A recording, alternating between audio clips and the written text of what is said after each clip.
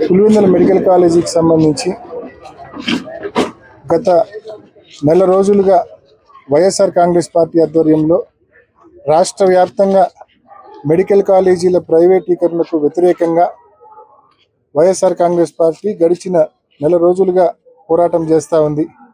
ప్రజల వద్దకెళ్ళి కోటి సంతకాల సేకరణ చేస్తూ ఉంది ఈ ప్రైవేటీకరణకు వ్యతిరేకంగా.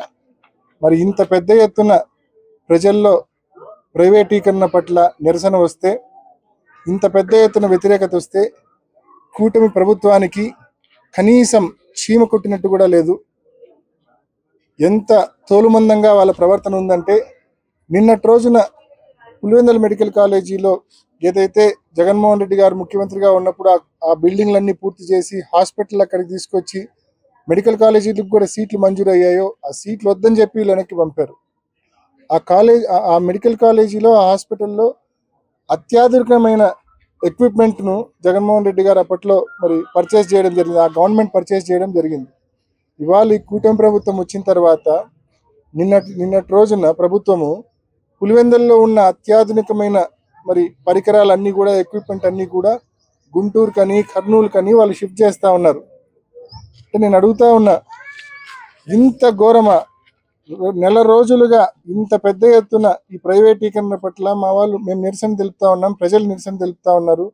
దానికి మీరు స్పందించకపోగా మళ్ళా పులివెందుల మెడికల్ కాలేజీలో, పులివెందుల ఆసుపత్రిలో, మెడికల్ కాలేజీకి సంబంధించిన జీజీహెచ్లో, గవర్నమెంట్ జనరల్ హాస్పిటల్లో ఉన్న పరికరాలను కూడా, అత్యాధునికమైన పరికరాలను కూడా ఇక్కడ నుంచి మీరు షిఫ్ట్ చేసి వేరే చోటికి షిఫ్ట్ చేస్తూ ఉన్నారంటే ఈ ప్రాంతం పట్ల, ప్రజల పట్ల ఎంత నిర్లక్ష్య వైఖరితో మీరు ఉన్నారని చెప్పడానికి ఇంతకంటే వేరే ఉదాహరణ అక్కర్లా.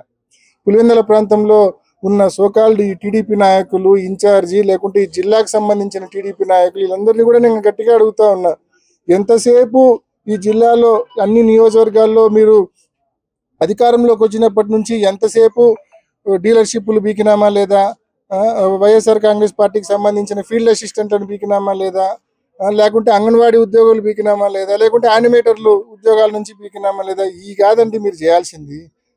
వైఎస్ఆర్ కాంగ్రెస్ పార్టీ కార్యకర్తలను హరాస్ చేయడం ఇది కాదండి మీరు చేయాల్సింది. ఇట్లాంటి చేతనైతే 4 మంచి కార్యక్రమాలు మీరు చేయాలా. మెడికల్ కాలేజీ ప్రైవేటీకరణ ఆపే దిశగా మీరందరూ కూడా పోయి మీ ప్రభుత్వంతో కొట్లాడాలా. ఆ పని చేయరు. ఇవాళ పులివెందుల మెడికల్ కాలేజీలోని పరికరాలు షిఫ్ట్ కాకుండా మీరందరూ పోయి గొడవ పడాలి ప్రభుత్వంతో. ఆ పని చేయడం లేదు. ఎంతసేపు మా కార్యకర్తలను హరాస్ చేయడం 16-17 నెలలుగా మీరు చేసింది అదే. ఇప్పటికైనా ఇటువంటి ఆస్పెక్ట్స్ అన్ని పక్కన పెట్టి, హరాస్మెంట్ కార్యక్రమాలు పక్కన పెట్టి పనికొచ్చే పనులు చేయండి. పులివెందుల అభివృద్ధి మీద, జిల్లా అభివృద్ధి మీద ఫోకస్ చేయండి. మెడికల్ కాలేజీ ప్రైవేటీకరణ కాకుండా పోరాటం చేయండి, ఆపండి. మెడికల్ కాలేజీలో పరికరాలు షిఫ్టింగ్ కాకుండా, వేరే చోటకి షిఫ్టింగ్ కాకుండా అడ్డుకోండి. కొంచెమన్నా మీరు ఉన్నారని చెప్పి ప్రజలకు కనీసం తెలియజేయండి. ఎంతసేపు హరాస్మెంటే కాదు. కాబట్టి ఖచ్చితంగా ఈ ప్రాంతానికి సంబంధించిన తెలుగుదేశం పార్టీ నాయకులు కూడా దీన్ని సీరియస్గా తీసుకొని ఖచ్చితంగా వాళ్ళ ప్రభుత్వంతో కొట్లాడైనా సరే ఈ మెడికల్ కాలేజీ ప్రైవేటీకరణ ఆపాలా. అదేవిధంగా పులివెందుల మెడికల్ కాలేజీ మన జీజీహెచ్కి సంబంధించిన ఏదైతే అత్యాధునికమైన పరికరాలు షిఫ్టింగ్ జరుగుతూ ఉన్నాయో ఆ షిఫ్టింగ్ కార్యక్రమాన్ని కూడా పూర్తిగా ఆపి ఆ పరికరాలు ఇక్కడే పూర్తిగా వినియోగంలో తీసుకొచ్చే దిశగా కృషి చేయాలని చెప్పి ప్రభుత్వాన్ని గట్టిగా డిమాండ్ చేస్తూ ఉన్నాం.